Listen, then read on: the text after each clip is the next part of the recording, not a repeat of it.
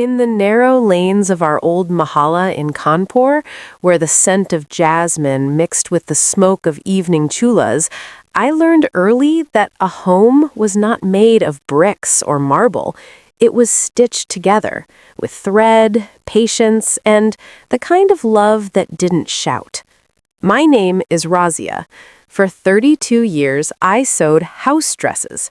Not the fashionable ones you see in boutiques with lace and mirrors. No, mine were plain cotton shifts, knee-length, loose, with three-quarter sleeves and deep side pockets for handkerchiefs, safety pins, and the occasional toffee I'd slip to the neighborhood children. I made them from whatever cloth was cheapest at the Sunday bazaar. Floral prints faded by too many washes, solid pastels that hid stains, sturdy whites that could take bleach. They were my uniform for the real work of living, scrubbing floors at dawn, stirring dal on a smoky stove, chasing after two small children while their father drifted further into drink and absence. When the divorce came, it was quiet, like the last thread snapping on an old hem. No big scenes in court, no shouting matches for the mahalla to hear, just paper signed, a small alimony that barely covered rent, and me suddenly alone with an 8-year-old daughter, Aisha, and a 5-year-old son, Bilal. The house dresses kept coming. I sewed them late at night after the children slept, the treadle machine humming under my feet like a second heartbeat. Each one carried memories. A tiny burn mark from the day Bilal spilled hot chai, a faint yellow stain from Aisha's first turmeric-faced haldi ceremony at her doll's wedding.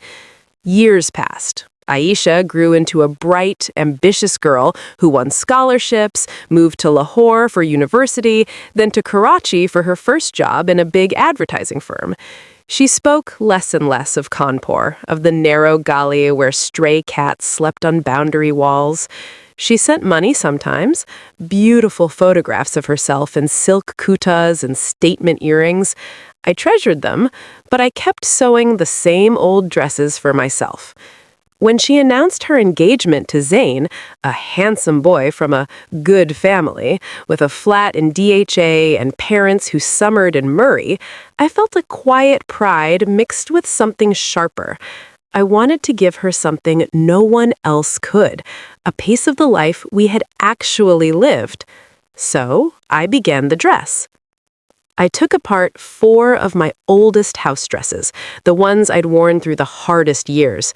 The blue one from the winter Bilal had pneumonia, the pink one with the mended tear from the night I cried myself to sleep after the divorce papers arrived, the yellow one I wore when Aisha got her first school prize. I cut the fabric carefully, saving every scrap that still held color. I pieced them together into a simple shift, but this time I embroidered it with love. On the hem, I stitched dates in tiny red chain stitch. 15 March 2009, Aisha's first medal. 7 November 2014, Bilal's first goal in school match. Along the neckline, I added our private jokes.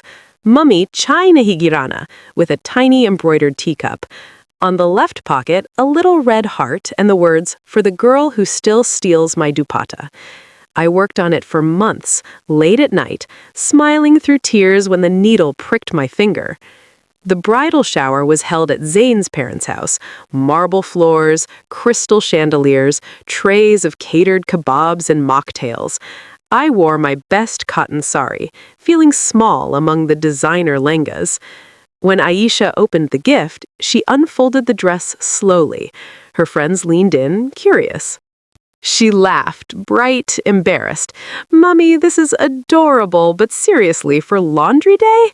Everyone chuckled politely. Someone said, "Vintage chic." Another took a photo for Instagram with the caption, "Mom goals, LOL." Aisha folded it back into the box without trying it on. I smiled, said nothing, but the laughter stayed lodged in my chest like a swallowed thorn. Weeks later, after the grand wedding, 5 days, 12 functions, gold jewelry that weighed more than my entire savings, I visited her new flat to help unpack. In the back of her wardrobe, behind rows of silk and chiffon, I found the dress, balled up, creased, forgotten. I didn't cry then. I simply took it home. For the next 3 months, I worked on it again. I reinforced every seam with double stitching. I added 2 deep, hidden pockets inside the side seams, and into those pockets I placed what I had been saving, rupee by rupee, for 5 years. 2 lakh rupees in crisp notes wrapped in tissue so they wouldn't rustle. It wasn't a fortune, but it was every extra shift I'd taken sewing for neighbors, every meal I'd skipped so I could put something aside for the day my daughter might need a real home of her own. The housewarming was smaller, just family, a few close friends, fairy lights strung across the balcony. Aisha had insisted on keeping it simple this time. When I arrived, I carried the dress in a plain paper bag. "Another gift?" she teased, rolling her eyes playfully. I handed it to her. "Open it properly this time." She unfolded the dress, saw the new, stronger stitching, the same familiar embroidery. Then her fingers found the pockets. She pulled out the packet of money. Her eyes widened. She counted silently, lips moving. When she looked up, tears were already falling. "Mummy, this is yours?" "For the down payment," I said softly, "or whatever part of the home you still need." I saved it slowly. The dress was always meant to carry more than cloth. She clutched the fabric to her chest. Then she did something I never expected. She slipped it on, right there over her jeans and top, in front of everyone. The room went quiet. The dress fit her perfectly, soft and familiar. She twirled once, laughing through tears. "I'm never taking it off," she declared. "This is my lucky dress now." That evening, she wore it while unpacking boxes, directing cousins where to place the crockery, laughing when someone teased her about fashion statement. Later, when the guests left, she sat beside me on the new sofa, head on my shoulder. "I was so stupid," she whispered. "I thought it was just old-fashioned. I didn't see." "You see now. That's enough." Today, 6 years later, the dress still hangs in her cupboard, not balled up, but folded carefully.